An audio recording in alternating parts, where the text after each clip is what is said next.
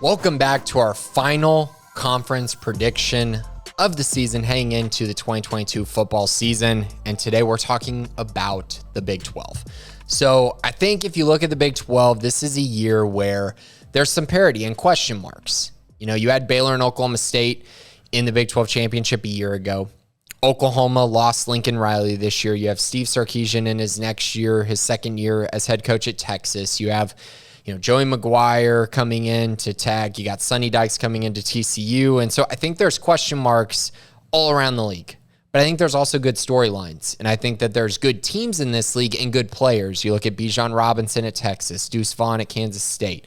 You have great defensive players like Apu Ika at Baylor. You just have a lot of really talented guys. Colin Oliver at Oklahoma State as well. So it's intriguing, to say the least, but I think there are three teams that emerge as the contenders in the Big 12 this season, so let's start with them. To me, Baylor, Oklahoma, and Oklahoma State are all going to go 9-3 or better this year. I think they're the only three teams that will reach that 9-3 mark this upcoming season. And so you're kind of in the same situation you had a year ago, where Oklahoma State went 11-1 a year ago, Baylor 10-2, and Oklahoma 9-3. The three of them really separated themselves in the Big 12 standings a season ago. I think they will again this year. Now, in the order that they finish, I'll get to that at the end, but I think all three are going to be very high-quality teams and win a lot of games this upcoming season, even though the Big 12 is pretty solid from top to bottom. Let's move on to my dark horse team. And I think this is everyone's dark horse team, like since, I don't even know, the spring really. But everyone is talking about Kansas State this year. Adrian Martinez, Deuce Vaughn, they kind of come together to make this lethal combination of talent. They're going to be able to run the football. They have a lot of talent on the defensive side as well. They had the most preseason all-conference picks of anyone in the conference. So the star talent is there. My question mark is the depth and is the talent at the skill positions enough? I think you look at the Baylors, the Oklahomas, and the Oklahoma States, I think you see kind of across the board a lot of talent. Kansas State, for whatever reason, they have had holes on their roster every year, which has limited them from getting to that ceiling, getting to that 10-win point in recent seasons. So they are a dark horse to me, but I think they're more like an 8-4 team than a 10-2 team this upcoming year. I also would say playing at Oklahoma and at Baylor, that doesn't help either. That kind of ruins your chances a little bit at winning the conference.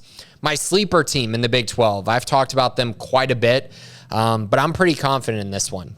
I think it's going to be West Virginia. They're my sleeper team. I think they're going to go 6-6 or 7-5. Their non-conference is tough. They play Pitt and they play at Virginia Tech. Those are going to be tough games to win, no doubt. But once they get into conference play, I think this is probably going to be a 5-4 type team, 4-5 type team, somewhere around there, which makes them a little bit of a sleeper when their projected win-loss total is 5.5 coming into the season. This is the best quarterback they've had since Will Grier, with JT Daniels coming in. I think he takes their ceiling to another level. I think they have a very solid wide receiver core with Bryce Ford-Wheaton and Caden Prather, and I just think that talent-wise at wide receiver, they're a little bit underrated, and I don't think people are talking about that position group enough, along with JT Daniels, along with 5 returning offensive linemen. I think they're going to be pretty good. Question mark is, can they run the football? Probably not. They haven't been able to run the ball at all under Neil Brown, so they're going to be relying on that passing attack led by JT Daniels and offense coordinator Graham Harrell. Very excited to see how that all works out. On the defensive side, Neil Brown has talked about this possibly being the best defense they've ever had at West Virginia. Don't forget, just a few years ago, that was a top 20 defense. So if they reach that point, I think the ceiling does change even more, and this could end up being an 8-4 type team this year. My pretender in the Big 12. It pains me to say this, I guess. It's just one of those things where it feels like piling on because it happens pretty much every year. But I think Texas is the pretender this year, mainly because their over-under right now is 8.5 wins. That's a lot of wins. I just don't know that they can get there. That's the second most wins in the conference, tied with Oklahoma State and behind Oklahoma. And I don't see them as the second or third best team in the Big 12 this year. Their offensive line is depleted. They're going to be starting true freshmen there. Their skill level talent kind of took a step back with the injury to Isaiah Nair. I think that's a problem. I think Quinn Ewers is going to have to make a lot of plays that I don't know if he can make quite yet. And I don't know if Steve Sarkisian can run the offense that he wants in this particular year because of the offensive line problems and just because I think in general, they're just going to have issues up front and they're going to have issues running the football, even though they have one of the most explosive running backs in the entire country in Bijan Robinson. Also, defensively, not very good. They're just not a very good defensive team. They weren't last year. That's going to continue this upcoming year. I think this is more like an 8-4 or 7-5 team as opposed to a 9-3 or 10-2 team, which makes them a pretender based on the season expectations for them. As far as who's going to win this conference, so I mentioned at the top, Baylor, Oklahoma, Oklahoma State.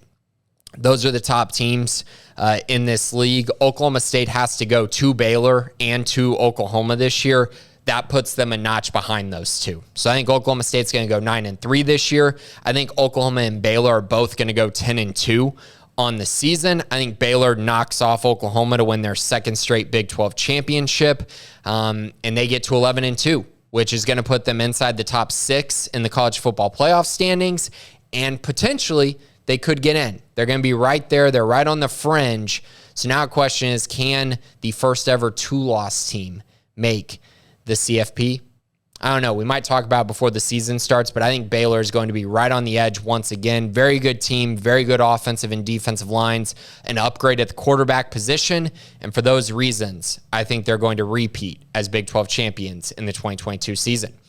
So that's it. That is the last conference prediction that I have. I've gone through all the Power 5 conferences. We've talked about all the winners. We'll talk about my college football playoff predictions next.